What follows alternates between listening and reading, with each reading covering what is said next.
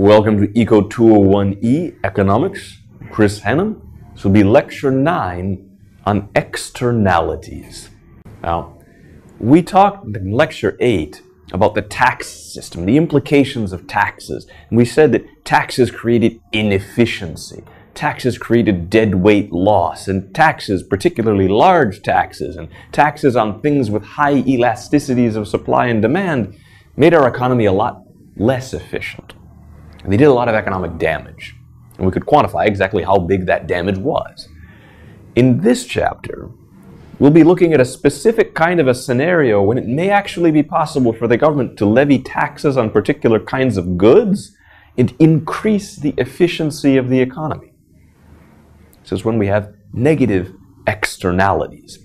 We talked a little bit way back in lecture 1 on the principles of economics about what exactly an externality was, when we talked about how governments could sometimes improve economic outcomes, even though we usually liked the economic outcomes that markets generated. So one of those situations in which markets might fail to provide outcomes that we like is when we have externalities. That means third parties are affected by our production and consumption decisions. We said that the government could potentially intervene and make things better. In this lecture, we'll talk about how a government might do that, and exactly why it is we say that kind of market failure would be generated, why it is that those outcomes, without government intervention, might be inefficient. Now, externalities can take a variety of forms. Chiefly, they can be either positive externalities, if someone else is positively affected by your decisions, or they can be negative externalities, if someone else is negatively affected by your decisions. That's some innocent bystander who has no say in how much you decide to consume, what you decide to buy, what you decide to do. We assume, as we do in other sorts of economic models, that most people are basically self-interested. That's not because we believe they should be self-interested. It's because it's how economists believe people generally are. They might care about a certain subset of those people around them, but they don't care very much about those they don't know, for example. So there may be many bystanders to any economic decision that they make that would not be factored into any decision. Now, if there's some kind of what we call an external benefit, as opposed to a personal private benefit, an external benefit to a decision that I make, that is the benefit that falls on a third person, that innocent bystander, that I don't take into account when I'm making my decision. That is not necessarily a family member of mine that I care about a great deal, but someone I don't know and never think about and may not be aware is affected by my decision. That external benefit would be something positive that happens to them as a result of the decision that I make or the thing that I do. And I, as a self-interested consumer, would think only about my own personal benefit. I wouldn't think about those external benefits. I also would think only about my private costs, such as how much I have to pay to buy something, and not external costs that fall not on me, not on my family, but on other people that I don't know and may not even be aware bear those costs. Those are externalities, because they don't influence my decision, but potentially should. They can give us market outcomes that are undesirable. Now, first, to mention just a few examples of what we mean by a negative externality. Some of these are very large in scale, some of these are very small in scale, some seem very important, some seem almost trivial. First example, air pollution from a factory. Pumps smoke into the air, negatively affects those people who live nearby. Perhaps negatively affects them through the smell, perhaps negatively affects them through reduced visibility, perhaps negatively affects them through impacts on their health. Second, we can make another much smaller scale example. Suppose we have a barking dog. That barking dog affects people who live near that dog. That dog could be fed and kept by one person, and that one person considers only their own private benefits and private costs to keeping the dog. But there is a negative external cost, a negative externality of the effect of that dog's barking on other people that live nearby. Next, another small-scale externality, a negative externality on people who live nearby caused by noise, might be a loud stereo that somebody in the dorm might play late at night. Or noise pollution from a construction project, not noise pollution from somebody in a dorm. Still noise pollution, but now it's created by a production activity as opposed to being created by a consumption activity. Both can generate negative externalities. Next, look at secondhand smoke. That's the effects on health, not of the smoke to the smoker, but the negative effects on health from a smoker's secondhand smoke, the smoke that is breathed by people who happen to live nearby, or people who happen to sit nearby in a cafe. Last, another negative externality could be the effects of talking on a cell phone while driving. Of course, the talking on a cell phone itself isn't a negative externality. I'm not in any way harmed by the direct fact that you talk on a cell phone.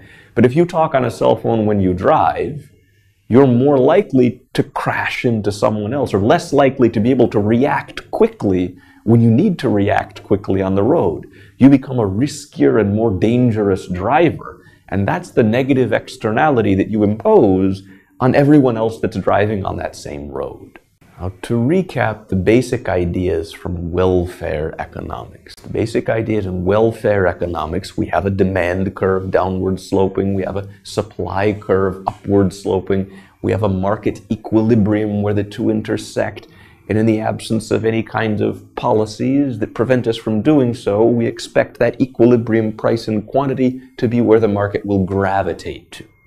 And when we have that market price, we've already established from welfare economics that this consumer surplus triangle, the area under the demand curve above the price, plus the producer surplus triangle, the area above the supply curve below the price, gives us the largest possible total surplus triangle, the sum of the two, that we could possibly have for any price and any quantity combination that we could potentially have in that market. So we establish, if there's nothing like an externality that affects this market, or nothing like market power that affects this market, and causes us either to not like that equilibrium point or to not wind up at that equilibrium point is efficient. We like it. And we've already established that there isn't very much the government can do in this case to make this economic outcome better. At the very least, the government can't make this economic outcome more efficient, although they might potentially be able to make this economic outcome more fair. Now, to describe a couple of key factors in that basic welfare economic model, in terms that are relevant for the study of externalities, now we described the supply curve, which we said before in welfare economics, was related to the cost to individual producers. Now, to clarify, this is a private cost. That is the cost to the producer of producing, not necessarily the cost to other people of the production. Now, in our basic scenario in welfare economics, total cost and private cost are the same thing because there's no external cost. There's only private cost. So we could ignore the distinction in that case between private and external cost. Now, the same is true for demand. We said that demand was made up of the willingness to pay or the marginal benefit to each of those potential buyers. Now, to clarify, this is a private benefit in our basic welfare economics model. The willingness to pay from any single individual should be equal to that person's personal benefit, private benefit, which is distinct from the social benefit, the total benefit, or the external benefit. But if that private benefit is all there is, then total benefit is equal to private benefit, social benefit is equal to private benefit, because there's no external benefit that we might want to factor in. So now, again, in basic welfare economic models, we have only private cost and private benefit. Therefore, the demand curve, which represents private benefit, and the supply curve, which represent private cost, would give us an optimal quantity bought and sold at equilibrium. Next, if we have a market in which this particular good has a social cost or an external cost, which is different from the cost to the buyer of the good, the private cost, different from the cost to the seller of the good, which is the private cost of that good, the cost of production. Some additional cost falls on some other person, then we would shift up that supply curve by an amount equal to that external cost to get a total cost or to get a social cost. Now, as again, a recap from welfare economics, we said that a particular unit of a good should be produced because it increases total surplus, makes our economy more efficient, if the total benefit is greater than the total cost, or the marginal benefit to that individual. The marginal total benefit is greater than the marginal total cost to the business that produced it. Now here, in this scenario, our total cost and our private cost are not the same.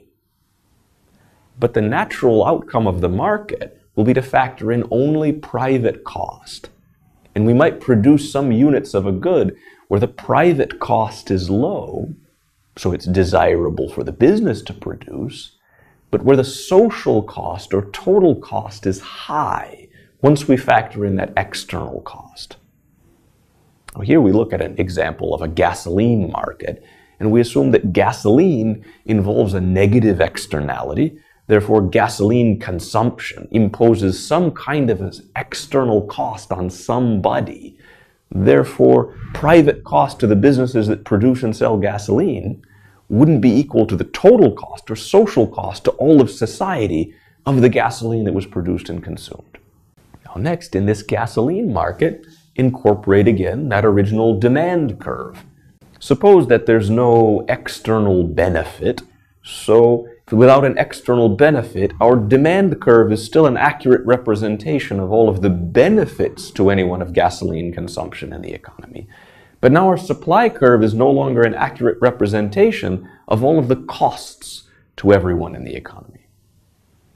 So now our optimal point, which would maximize total surplus, which would give us the most possible benefit from all of the transactions that occur in the economy, indicating that all of the transactions that should occur where the benefit to somebody is greater than the cost to everybody of that unit of that good being produced, is reduced. It's less than it was when we imagined that we did not have a negative externality.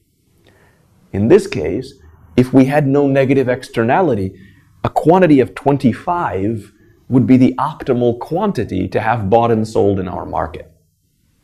But if we have a negative externality, units 21 and 22 and 23, 24, they have a higher social cost or total cost associated with them because of the additional external cost than the benefit to the person who purchases the gasoline.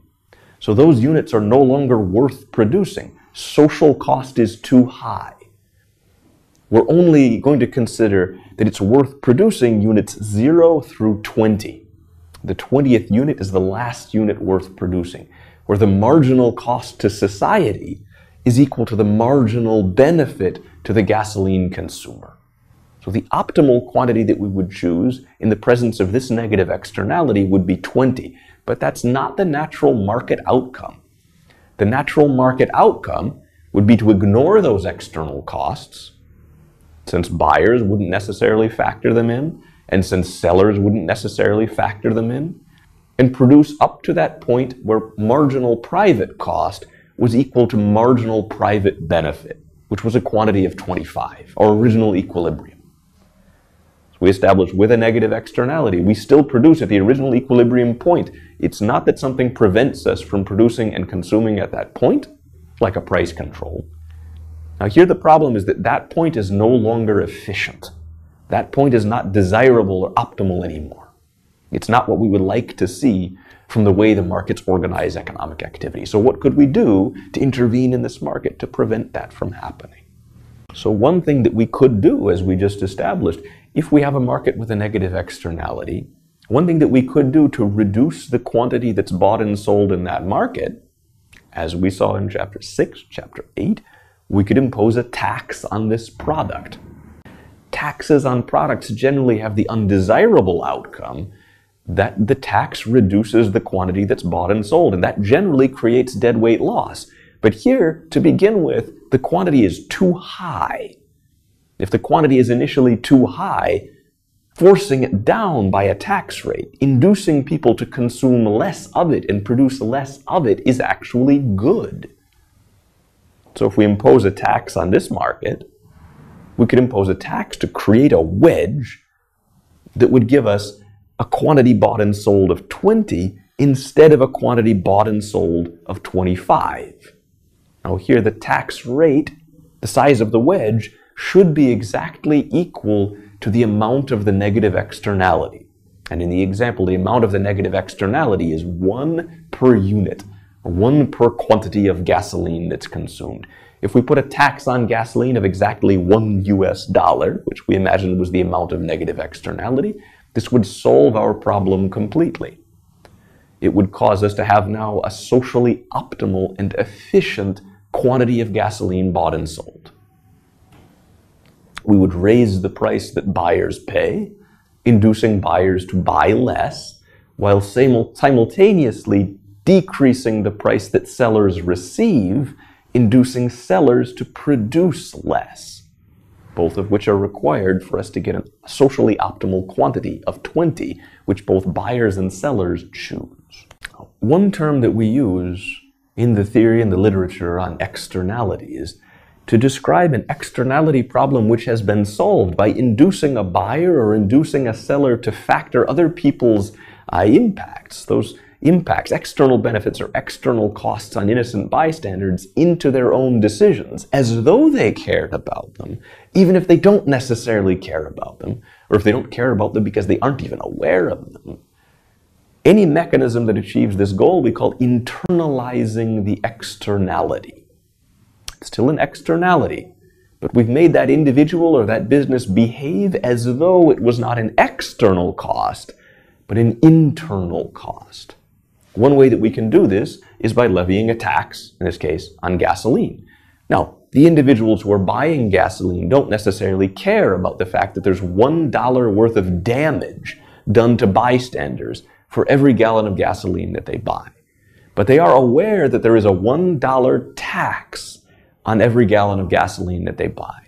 And so long as that tax and that external cost are exactly the same, they behave exactly as though they cared about those innocent bystanders. Therefore, they have internalized the externality through policy. Now, there could be a variety of other ways we could induce people to behave as though they cared about innocent bystanders. This is just one. But one potential way to remedy this situation would be to create a tax equal to the external cost to make people behave as though the external cost was an internal one. Now next, we want to look at some examples not of a negative externality, things like pollution and noise that harm other people, but some examples of positive externalities, things that you might do without ever thinking about it that happen to help people.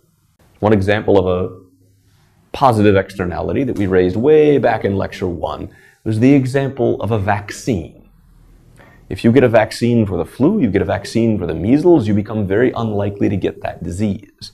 If you don't get that disease, you can't spread that disease to other people. You may not consider whether or not you could spread that disease to other people. You may not be aware of them. You may not care about them. But they would nonetheless be affected by your decision to get or to not get that vaccine. And because it's a positive effect on them to not risk getting that disease, it's a positive externality. We could also consider research and development, which creates knowledge to be shared to create a positive externality. Any good that we create, which is not only for our own use, but for everyone's use, benefits other people, not only us. That is to say, if it's a good or a service or knowledge that we're not going to own and we're not going to sell to other people, but something that other people will simply be able to use, like knowledge, once it exists. This creates a positive externality because it creates a positive effect on other people that had no say in that original decision to invest in that research and development. We might consider education or college education to create a positive externality. If you're going to a university, not only benefits you, but benefits other people as well. Well, because you are more productive at work, because you are a better member of society, because you know how to do certain things you wouldn't have known how to do otherwise, could improve society, could improve government, could improve the economy in ways that you didn't necessarily factor into your decision when you considered whether to go to the university or not, or what to study at the university, or how hard to try in the university.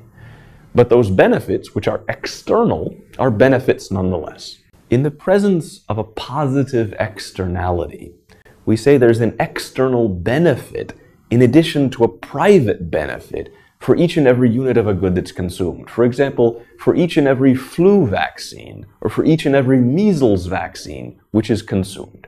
There's both a private benefit to the person who purchases it, and also some kind of an external benefit to other people who become less likely to get that disease because there will be fewer people who could potentially spread it to them. When we sum together these external benefits and these private benefits, we would effectively have a social benefit or total benefit like a demand curve, which was greater than the demand curve. And our demand curve would no longer illustrate all of the benefits to everyone in society. Our demand curve only illustrates private benefits. Those private marginal benefits to everybody who might buy that good, to everybody who might actually purchase a flu vaccine or a measles vaccine. Now, whereas in the negative externality case, we imagine this as being like a shift in supply. Now we're going to imagine this as being like a shift in demand.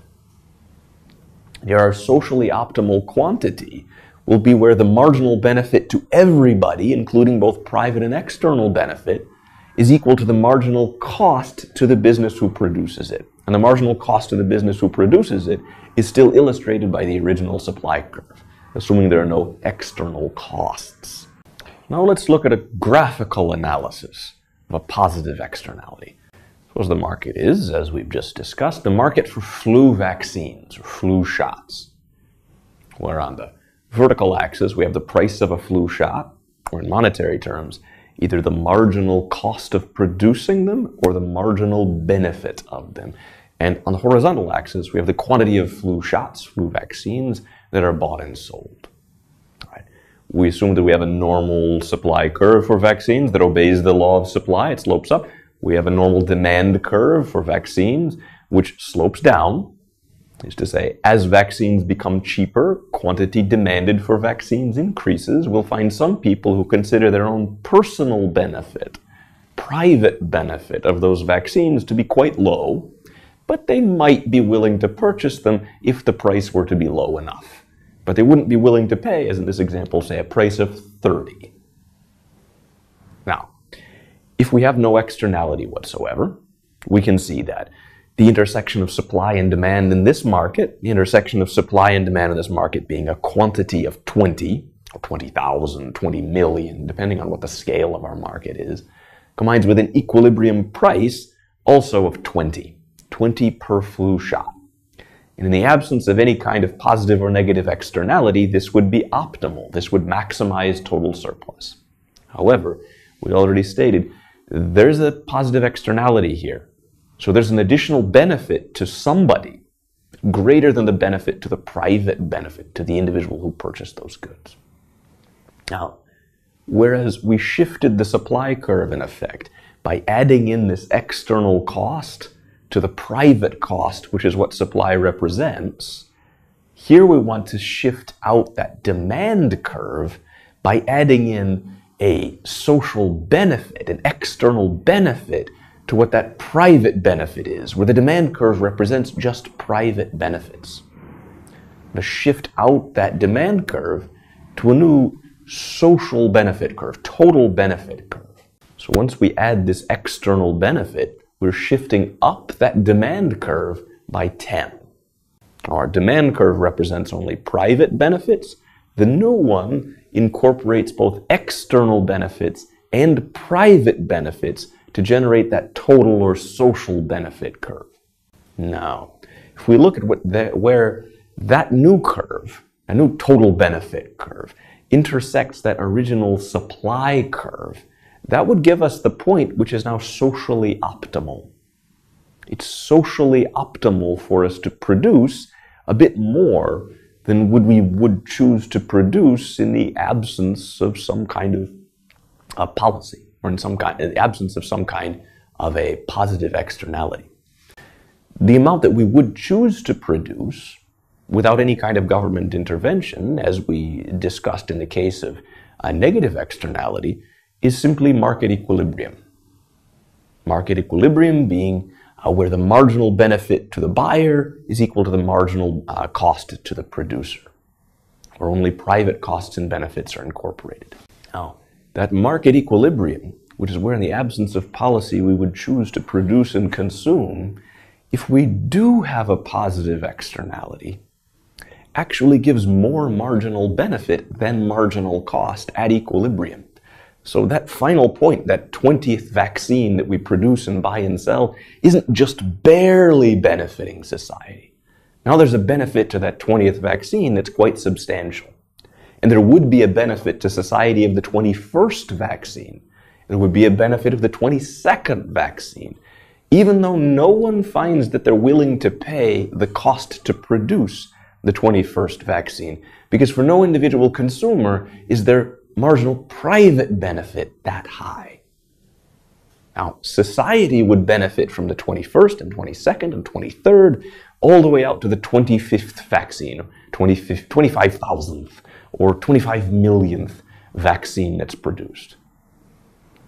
But the natural logic of the market, since our buyers don't factor in those external benefits and our sellers don't factor in those external benefits, the natural logic of the market will be to get us to an equilibrium quantity of only 20 and to get us to an equilibrium price of 20, which goes along with that equilibrium quantity of 20. What could we do to try to correct this kind of a problem? Well, we can't put a tax on this market. If we impose a tax on vaccines, no matter what the tax is, whether it's high, whether it's low, whether demand is elastic or inelastic, the impact of a tax is to reduce the quantity that's bought and sold in that market. In the case of a negative externality, that happens to be exactly what we want. We want to reduce the quantity that's bought and sold in the market because the market naturally has too much being produced and too much being consumed. But here our problem is the opposite. We have too little. So our solution would be not a positive tax, say $1, $5 per vaccine, but a negative tax. A negative tax is called a subsidy. Now, if we put a subsidy on vaccines, and we have a pharmacy that's selling vaccines, that pharmacy might sell a vaccine to someone for 20, and then receive from the government an additional 5 or 10, depending on the size of the subsidy. So that seller price, what the sellers see as being the price, would then be 30 with a subsidy of 10 and a price of 20.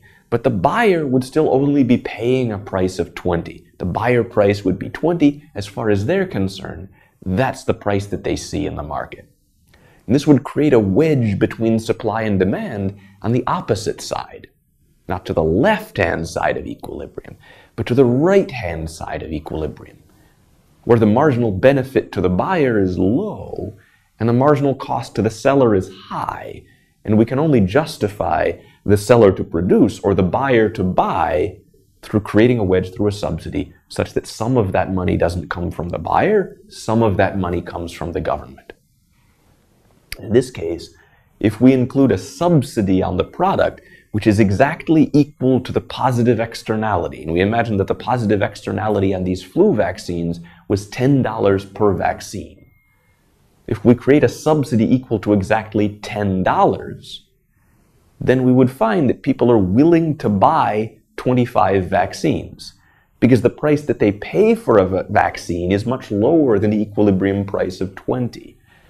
And sellers would be willing to sell 25 vaccines because the money that they receive is much more than the money, the 20 price, that they would have been receiving at equilibrium in the absence of that subsidy. Now, subsidies are, generally speaking, not a good thing. Subsidies require tax revenues to be raised in order to fund them, and generally speaking, the benefit to the person buying the product is the only benefit we need to be considered. And the cost to the seller is the only cost that we need to be considering. In the absence of externalities, as positive externalities, if we have a regularly functioning market with a typical product and we impose a subsidy, that subsidy in the market leads us to produce too much, more than what is socially optimal. We mentioned that in the case of a negative externality, we could correct an existing problem with a tax, even though taxes generally create deadweight loss. In that special case, they wouldn't.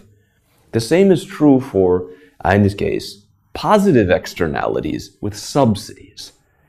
Positive externalities create some sort of inefficiency in our economy already, which could potentially be corrected through a subsidy that internalizes that externality in the same way that a tax would internalize a negative externality, making people who get flu shots seem to care about the benefit that other people receive because the additional subsidy payment that they receive, or the reduction in the price for the good, is exactly equal to the amount of benefit that other people, innocent bystanders, get.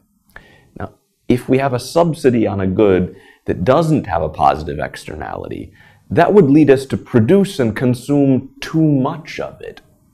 We would be producing and consuming units of that good where the benefit to the buyer was pretty low and the cost to the seller was pretty high, causing total surplus to decrease, not increase, adding a negative to total surplus for each additional unit that we produced.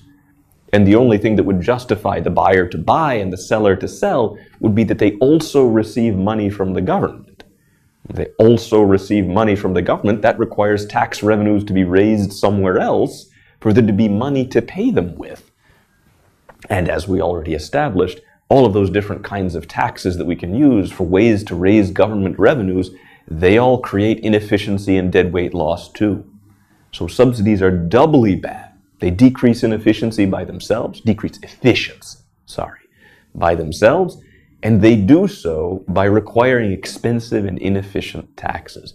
The only reason that they might be justified is if for some reason, such as a positive externality, we don't produce as much in our economy as the efficient production quantity.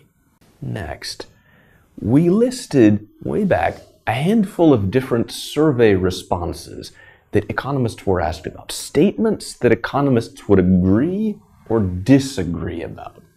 All of those statements will come back at some point through the course, and we'll explain why it is that most economists believe that, what exactly they mean when they say that. And this one today is that if we have a problem like pollution, which is a negative externality problem, most economists agree that that problem could be more efficiently solved through taxes on pollution, like the one that we just mentioned in the case of gasoline, or through tradable emissions permits instead of taxes. Both of those would accomplish the same goal. And the alternative that was presented in that statement, that economists were asked to compare, was what's called a command and control policy. The command and control policies, in this case, would be strict emissions limits. So a company that produces pollution might be required to produce no more than a certain amount of the good or no more than a certain amount of pollution. That would be a command and control response as a way for the government to intervene in that market and force these businesses to produce less of that negative externality. That's harmful for bystanders, but that the businesses themselves or their consumers wouldn't naturally take into account. The policies we prefer, such as taxes on pollution, or taxes on goods that pollute, like gasoline, or tradable emissions permits, are what economists refer to as market-based policies, intended to provide market-based incentives for businesses to produce less, to want to produce less, and for consumers to consume less, to want to consume less, not simply to tell them they must consume less. Now, we already introduced this concept of a corrective tax, of a tax to solve a negative externality problem. These corrective taxes are also referred to by several other names in economics jargon, one of them being a Pigouvian tax, named after the economist who came up with this basic idea way back in the 1920s, named Arthur Pigou. They're also sometimes referred to as green taxes, but a green tax specifically refers to a Pigouvian tax, or a corrective tax, which is used to solve a pollution externality. The ideal Pigouvian tax, or corrective tax, or green tax should be exactly equal to the marginal damage that's caused by that unit of pollution, or caused by that specific negative externality. If the tax is too large, we might not actually improve economic outcomes by imposing this tax on a market with a negative externality. And if the tax is too small, we might improve economic outcomes compared to a situation in which we had no tax, but we wouldn't give the optimal outcome. We wouldn't get to just exactly the socially optimal quantity to be bought and sold. To note, whereas other kinds of taxes and other kinds of subsidies, other than corrective taxes and subsidies, they distort what people consider to be the benefit of consuming the good, or what they consider to be the cost of producing the good, in such a way that it becomes different from the social cost or social benefit to consuming or producing the good. Corrective taxes correct either the benefit or the cost that they see to bring the cost or benefit that they see in line with social cost or in line with social benefit. As such, it doesn't distort the decision that they make, although it changes the decision that they make. It brings that decision in line with what that decision should be for the optimum of society. If there are no external benefits or costs, then ignoring other people, ignoring society, and focusing only on themselves would give the same result as if they did care about the benefits and costs to society as a whole. If we would like firms to consider whether or not to do something we call abatement, in the context of negative externalities specifically related to pollution, abatement refers to not polluting. It could be because they don't produce the good in question. Say, an electric company does not burn coal and does not produce electricity in order to not produce sulfur dioxide fumes. It could also mean that that company finds a way to continue producing electricity by burning coal, but produce less sulfur dioxide while doing so. Both involve abating their pollution. And what we would like in an optimal kind of pollution correction policy is to incentivize businesses to abate. And not just to incentivize businesses to abate their pollution, to pollute less, but to incentivize those businesses with low costs of abatement the most. Because we want the total abatement burden for all of society to be as low as it could possibly be. And the total abatement cost burden for all of society will be lower when those companies that can do it cheaply are the ones who do it most, as opposed to those companies who have a very difficult time in abating. And we know that companies might have different abatement costs due to a variety of factors. Perhaps the year in which that power plant was built, therefore the technology that was involved when that power plant was built, could influence the cost of retrofitting it in order to install certain technologies to reduce the amount of sulfur dioxide being emitted. We might also have two companies, two power plants that might like to reduce the amount of sulfur dioxide they emit by choosing to burn a different kind of coal, where that different kind of coal has less sulfur content. Now, one power plant might be located close to a supply of low sulfur coal, whereas the other power plant might be located far away from a source of low sulfur coal. As a result, one power plant has a low cost of abatement because they can get relatively cheap low sulfur coal, but the other one does not. Now, if we try to solve our pollution problem through a tax, a corrective tax, then we may find that that power plant that has the ability to abate, or more cheaply, because they can get, for example, low sulfur coal cheaply, when they're faced with a tax on their sulfur dioxide emissions, that company abates. That company chooses to switch the coal that they use and produce less sulfur dioxide in order to pay less tax. Now, because the low sulfur coal is still more expensive than the high sulfur coal, they wouldn't have chosen to do that if we didn't put the tax in place. And then we have a second power plant. That second power plant might have no access to cheap low sulfur coal, so they might see exactly the same tax on their sulfur dioxide and make no change to the coal supply, and instead produce just as much sulfur dioxide and pay the tax instead. Now, is that good or is that bad? Well, to get a fixed amount of abatement, if that's our goal for the policy, our goal is to reduce the amount of pollution in our economy in order to reduce this external cost being imposed on people who are nearby that power plant. It doesn't really matter to us necessarily who it is that's producing less sulfur dioxide. But what we would like for our economy is for the total cost to reduce the sulfur dioxide produced to be low rather than high. And if we were to require both of those power plants to reduce their sulfur dioxide emissions by an identical amount, then we would have half of that coming from a company that can do it cheaply, and half of it coming from a company that could only do it by paying much higher prices, by importing that low sulfur coal from a very far distance and paying a lot of transportation cost. And the overall cost of that policy would be higher than if the only company that were to abate were that single company that has an easy time doing it. The other thing we like about corrective taxes is that corrective taxes is one of our market-based policy solutions.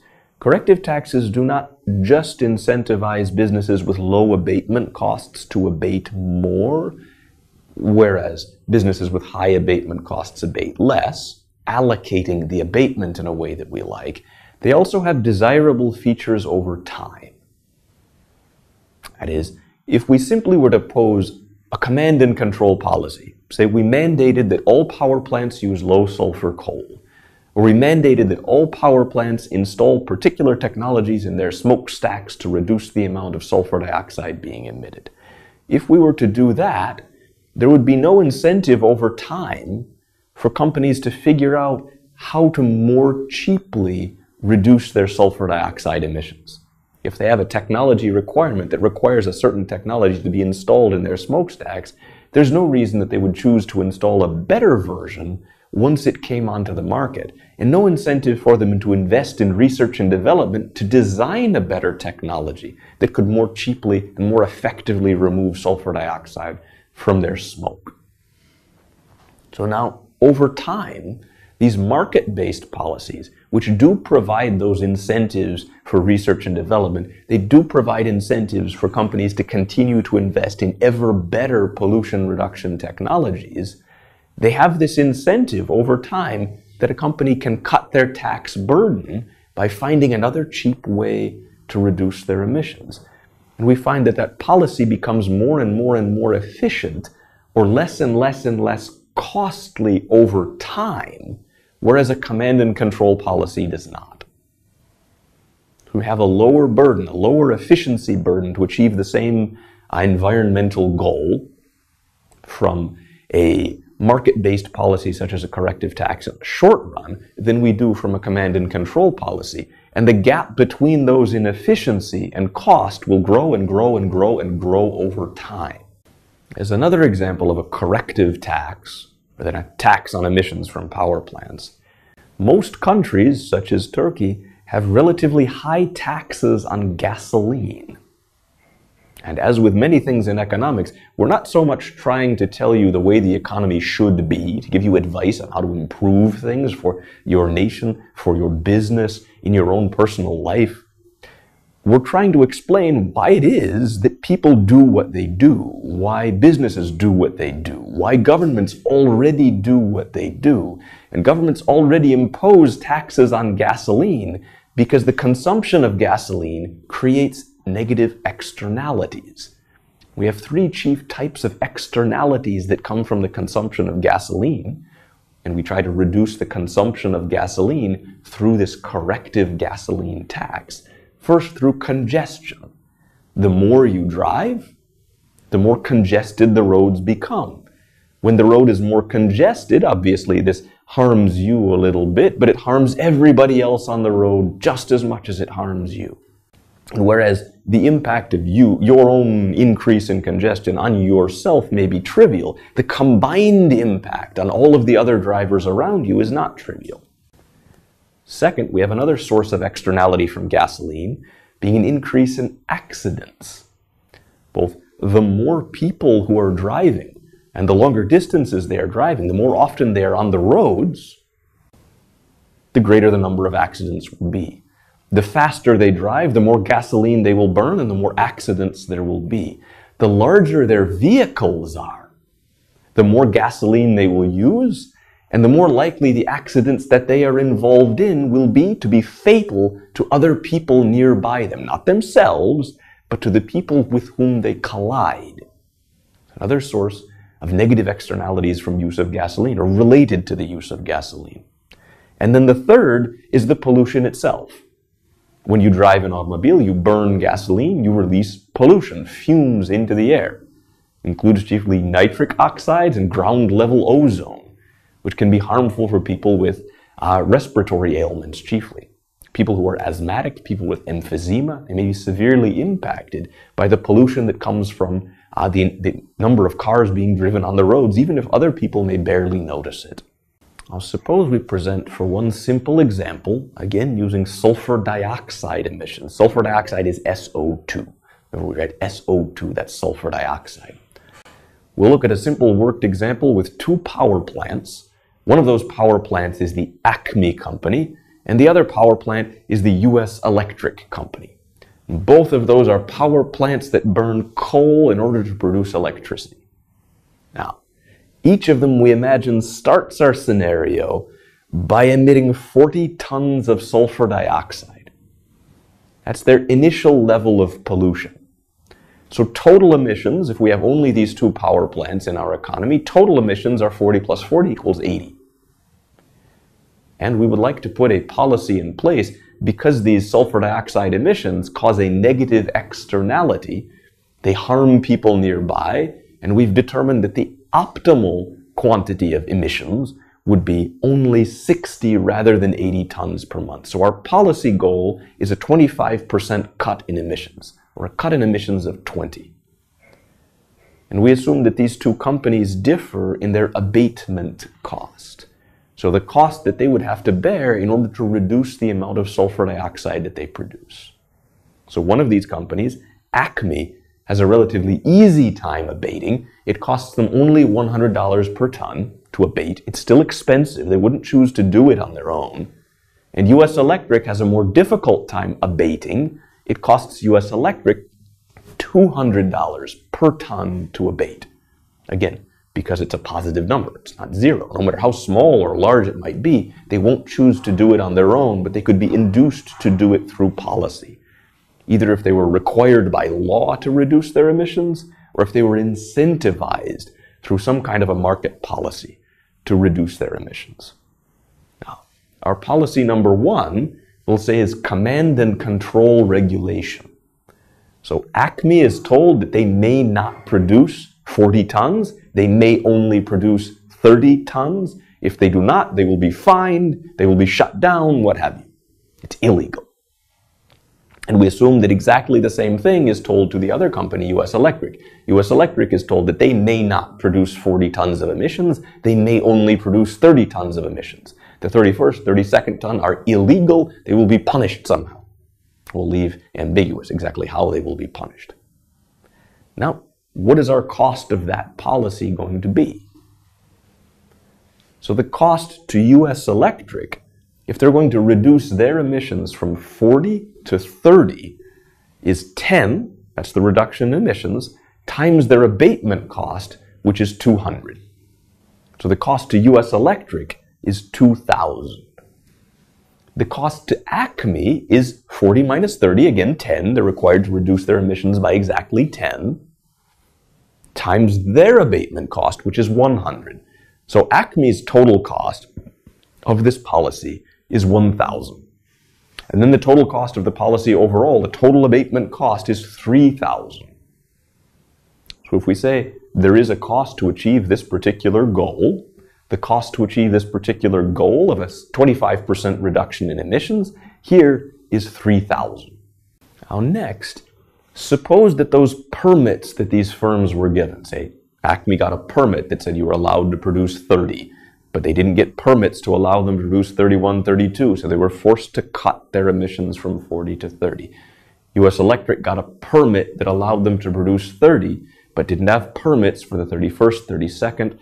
They weren't allowed to produce 40 and had to reduce their emissions to only the permitted allotted amount. Next, imagine that those permits that US Electric and Acme are given could be traded. That is to say, if Acme wants to cut their emissions by more, so that they have only 25 emissions, they would have 5 permits left. They could potentially sell those permits to somebody else. Or if US Electric wanted to reduce their emissions by less than 10, they have 30 permits already, but they could buy 5 more, and if they buy 5 more, they will be allowed to produce 35 tons of sulfur dioxide. That's the basic way that these tradable emissions permit mechanisms should work. And they're used around the world for things like carbon dioxide, nitric oxides, and actually sulfur dioxide in the United States, which is one of the first instances of tradable pollution permits being used in real-world policy.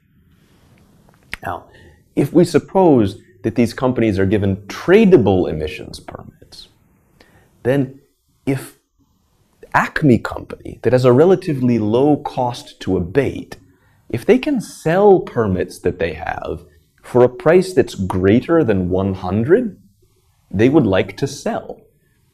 They have a way to reduce their emissions to abate at a cost of only 100, so if they could sell permits for 120, they would prefer to cut their emissions and sell the extra permits and make extra profit by doing that. So as long as the price of a permit is more than 100, Acme would like to sell.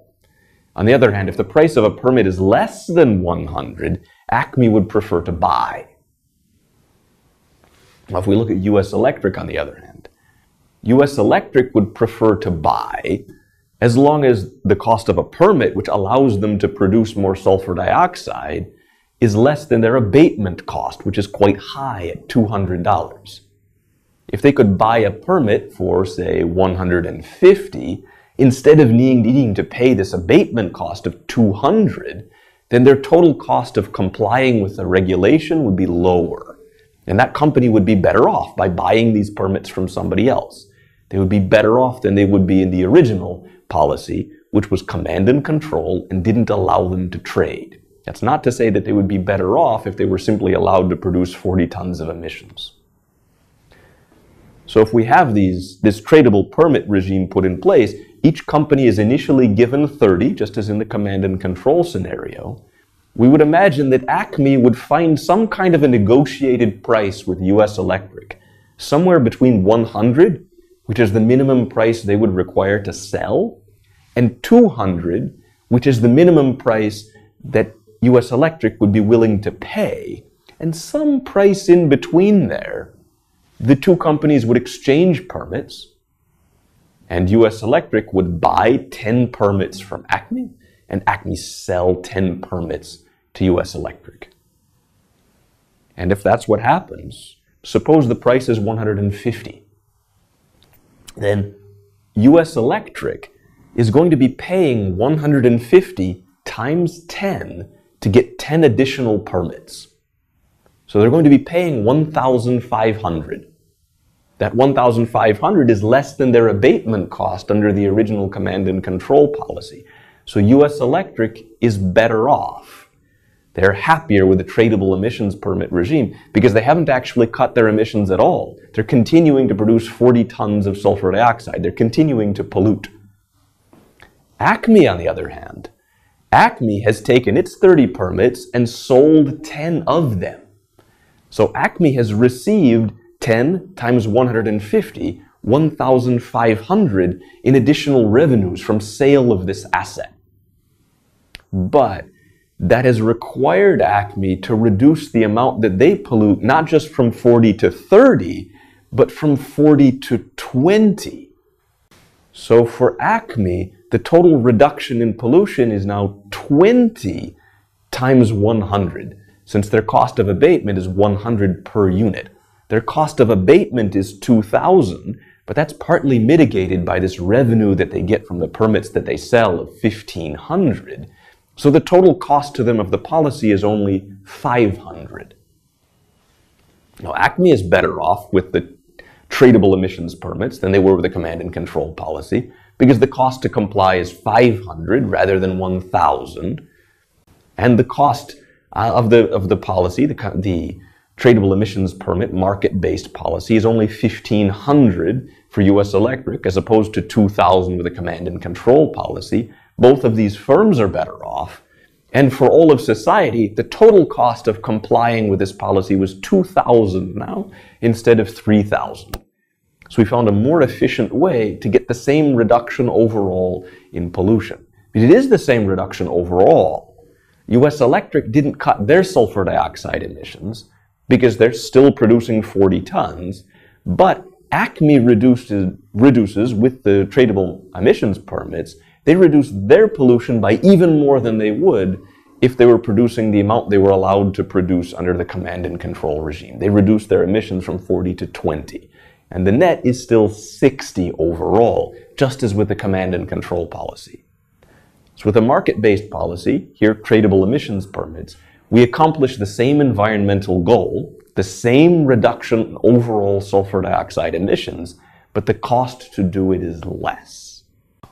We can also analyze this kind of a corrective tax, market-based solution, a tradable permit correction, market-based solution to a pollution problem, not as a scenario as the one which we examined in gasoline, where we would like to impose the tax on gasoline, but something more like what we just looked at, where we impose tradable emissions permits or potentially a tax on the emissions themselves. Now, if we impose the tax on emissions themselves, then what we're looking at shouldn't be something like supply and demand for the good, electricity, but rather for the emission, being the sulfur dioxide that comes from burning coal. Now, if we create this kind of a diagram, what we have is a marginal cost and a marginal benefit of the emissions themselves. So what are the marginal costs? The marginal costs are costs to society. These are external costs, negative impacts of sulfur dioxide. What are the marginal benefits? Well, the marginal benefits are abatement costs. The marginal benefits are money that these businesses are not spending because they're not reducing the amount of sulfur dioxide that they emit. They receive some benefit from that emission, both benefits from producing the goods that cause the emissions and also benefits from not spending money so as to produce those goods in a way that does not produce sulfur dioxide emissions. If we have that, it doesn't work like a market. There's no market for sulfur dioxide unless we create a market for sulfur dioxide, because there's no transaction that occurs between a power plant that produces sulfur dioxide and people that happen to be living nearby and may be negatively affected by that external cost. The only way there will be a price that is a non-zero price is if we impose one in a pseudo-market. We could impose one first by imposing a tax, where the tax ought to be equal to that equilibrium level, that equilibrium price where our social cost and social benefit of these emissions intersect. Or we could create a number of tradable permits equal to that equilibrium quantity where those two curves intersect. If we create that correct number of permits, those permits would sell for the same price as the tax, assuming the tax was targeting that equilibrium and the number of permits was targeting that equilibrium. We would have the same number of permits as we just happen to produce if we impose a tax on the market as well. Now, the outcomes should be exactly the same, whether we use tradable emissions permits or taxes to achieve the same goal, provided we know everything about both of these curves. So we know everything about these external costs of pollution. We know what shape that curve takes. And we know everything about these marginal benefits of pollution, or the costs to not pollute. If we don't know, then the result of our policy wouldn't be quite what we expected it to be. We might make incorrect guesses about the position of the marginal benefit of pollution, or the position of the marginal cost of pollution. Now, if we choose a tax, we'll always be imposing exactly the same cost on these businesses. We'll know what that's going to be, but we won't know how much of an emissions reduction we'll actually get. If we use tradable emissions permits instead of taxes, we won't know how much cost we're going to be imposing on businesses in order to achieve this goal, but we know that that specific emissions reduction is what we're going to get. Also, the concern of whether or not we've used a more efficient policy isn't the most important concern that people consider when debating environmental policy.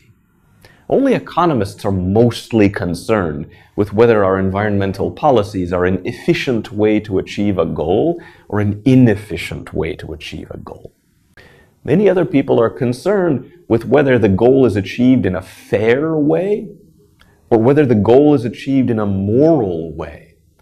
And many environmentalists, people who care a great deal about the environment, consider it objectionable that if we use a tax to try to achieve this environmental goal, a company could just choose to pay the tax and not reduce the amount which they pollute, which is bad because the pollution is bad. And they would consider it objectionable that if we issue these tradable emissions permits, companies can just buy more emissions permits and continue to pollute, doing this bad thing. However, economists would respond that although those companies are continuing to do the bad thing, because we use these policies instead of a command and control policy that would force even that company with very high abatement costs to cut the amount that they pollute, we incentivize other companies to pollute even less. And we still accomplish exactly the same environmental goal with these market-based policies. We get the same reduction in overall emissions, even though one company doesn't seem to be doing anything good in order to get us closer to that goal. Next, what we want to discuss is a certain area of research and theory into environmental economics and externalities, revolving around private solutions to small-scale environmental problems. There may be some ways, particularly when the environmental problem is small, that people, groups of people, society, civil society, could solve this problem without the need for the government to intervene. One way we could try to accomplish this goal is through moral codes, make people care more about those around them, so they choose voluntarily not to do things that would harm them.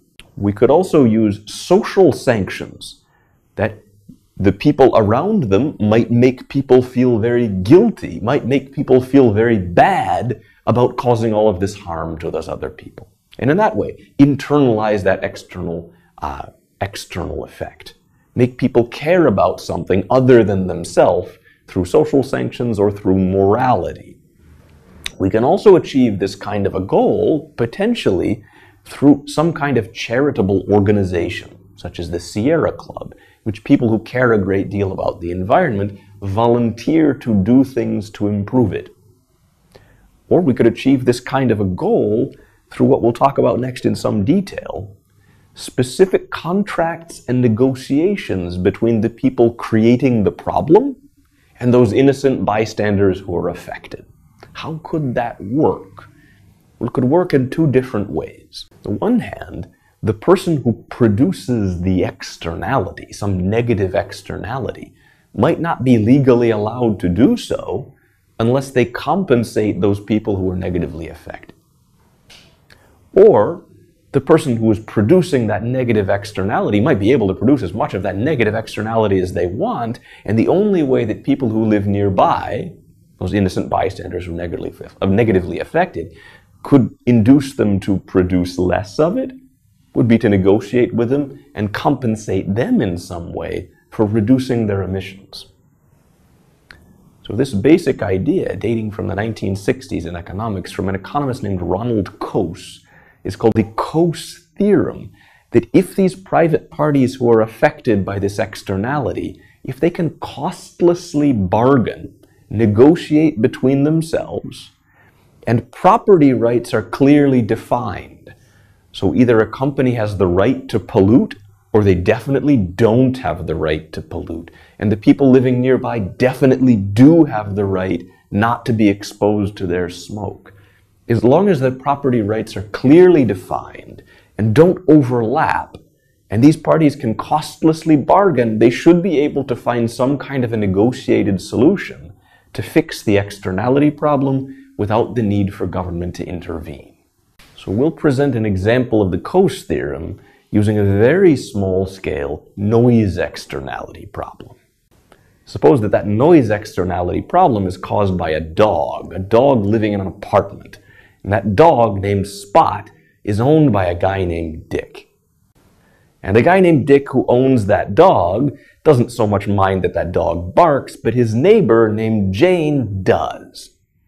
She minds a great deal. And that barking creates a negative externality which affects Jane. But Dick doesn't naturally care about Jane, so Jane's noise doesn't affect Dick's decision to have a dog, to not have a dog. What we want to look at is how the Coase theorem might play out in this kind of a very specific, very narrow circumstance.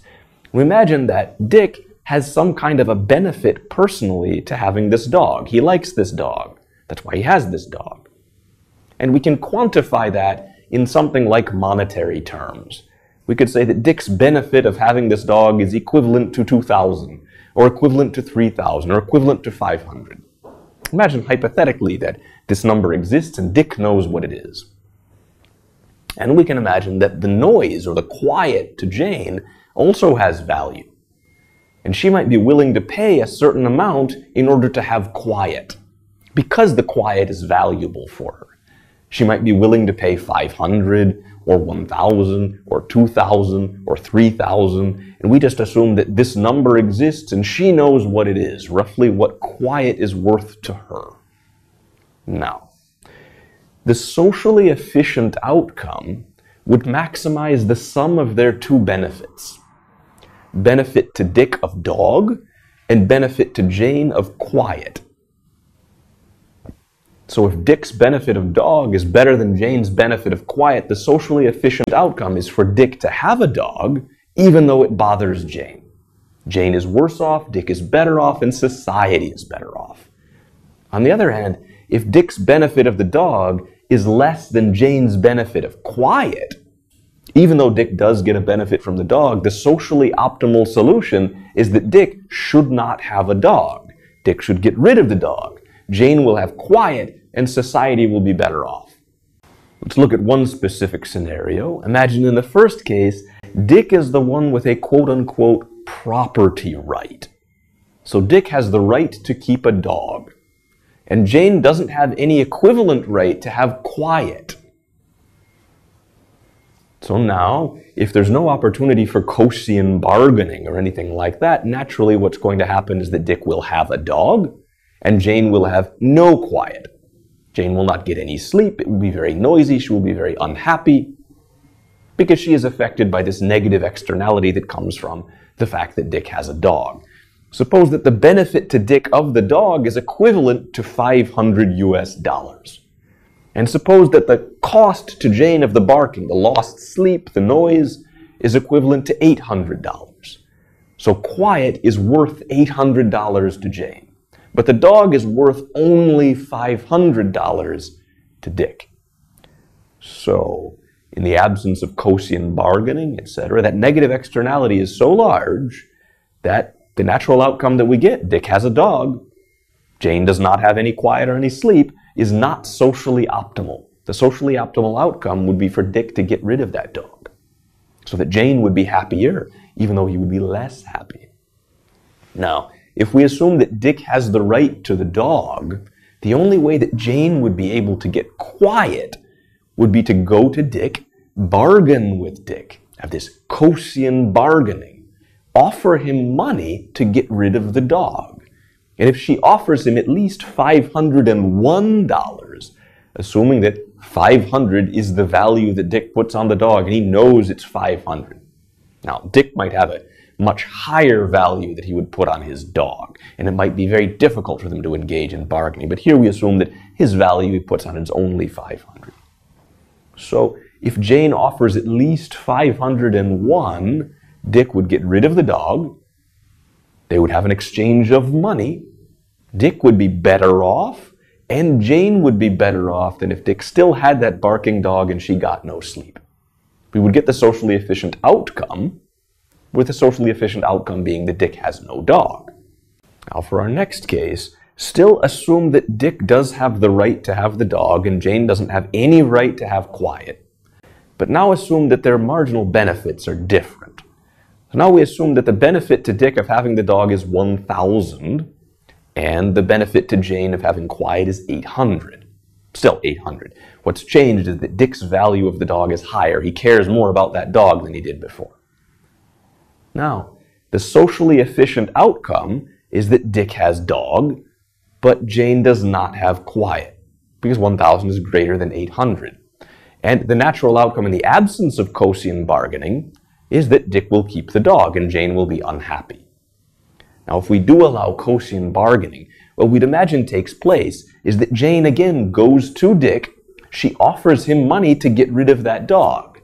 But whereas in the first scenario, he was willing to accept a price of anything greater than 500, such as 600. Here, he's not willing to accept a price that's less than 1,000. So Jane offers him 501, offers him 600, offers him 700, offers him 799, 800, and he says no. He says no to every offer. And Jane isn't willing to pay more than 800. Her quiet, her sleep isn't worth that much to her. So she goes away from this attempt to negotiate and bargaining empty-handed. But the end result of that Coasean bargaining is that Dick keeps the dog. Jane can't convince him to get rid of the dog. She's not willing to pay a price high enough to convince him to do that, so we still have the socially efficient outcome.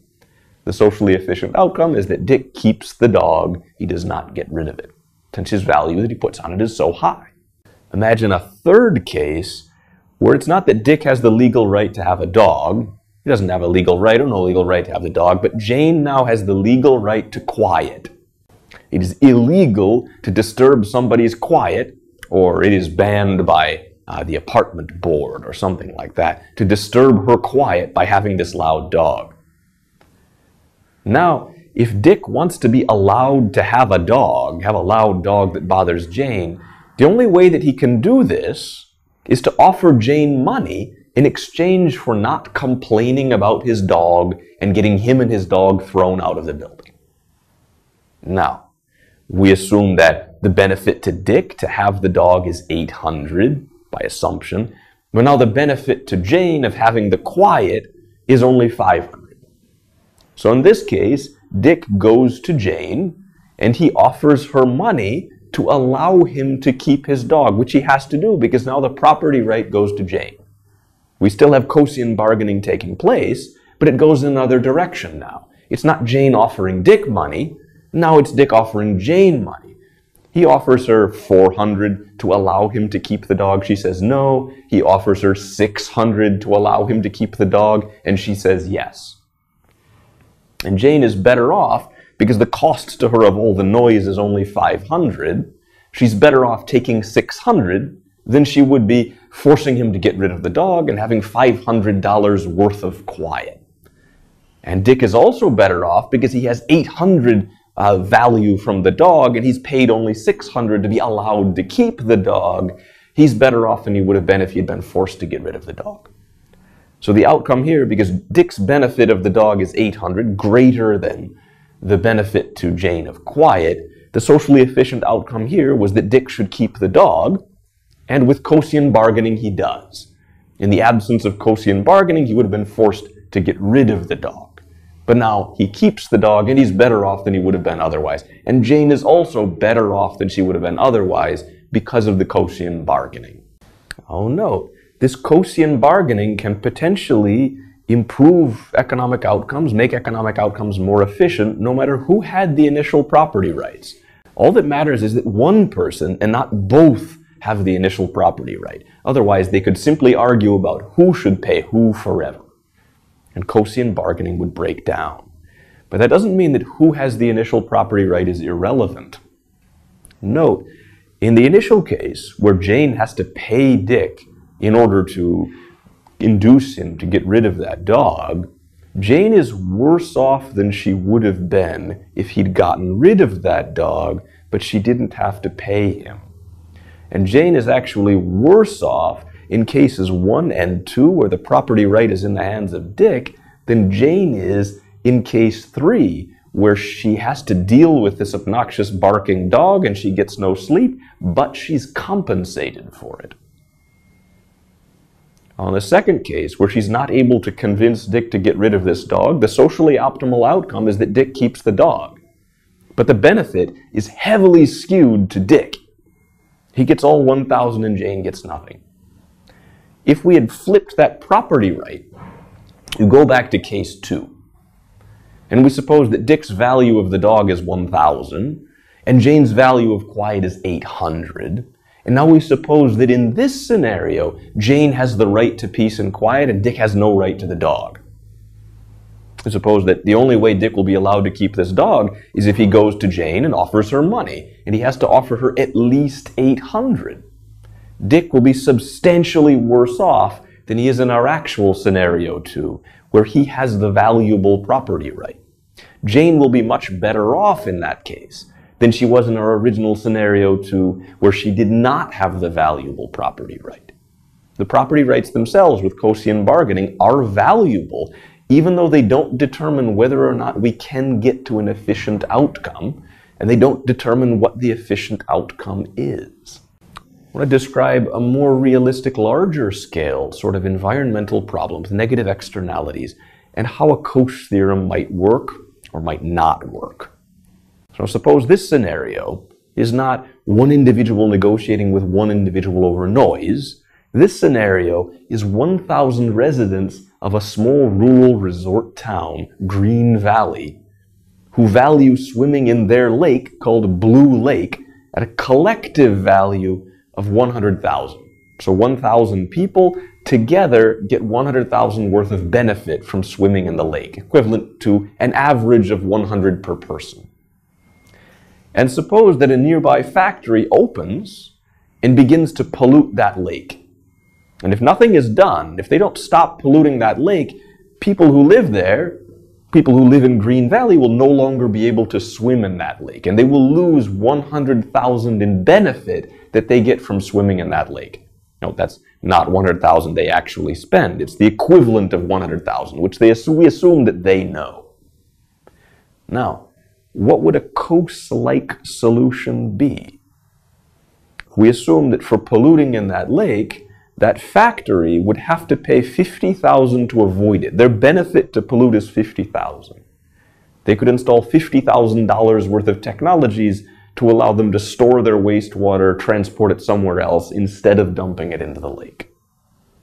Now, a Coase-like solution would be that the residents of this town, all 1,000 of them, since they all collectively value swimming in this lake at 100,000, they would collectively offer money and engage in this Coasean bargaining and negotiation with the company.